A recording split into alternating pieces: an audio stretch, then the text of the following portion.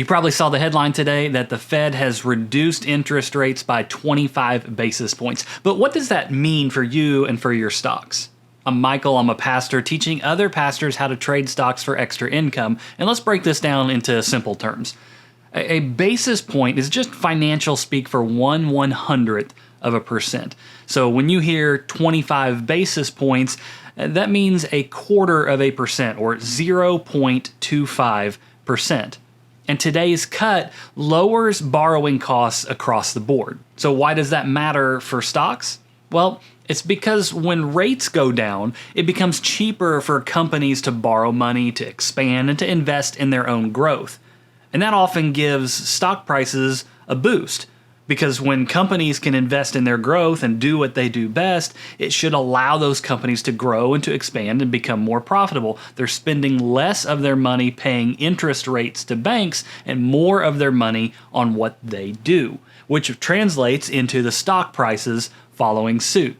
Now, I'm paying special attention to small cap stocks right now, like the Russell 2000 index that tracks all of these 2,000 smaller to medium-sized companies because those companies rely more heavily on borrowing.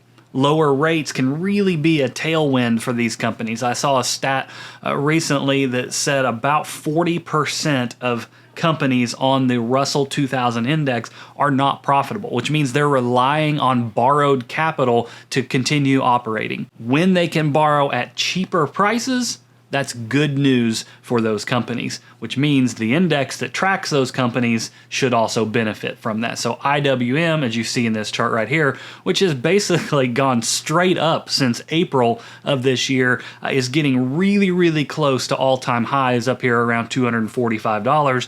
And so it's going to be very interesting to see what happens with IWM over the next couple of weeks. So are you watching how interest rates affect your stock portfolio, your investments, or do you kind of count the Fed announcements and the rate cuts as just kind of white noise and you don't really pay attention to it? Leave a comment and let me know how you view the Fed cuts.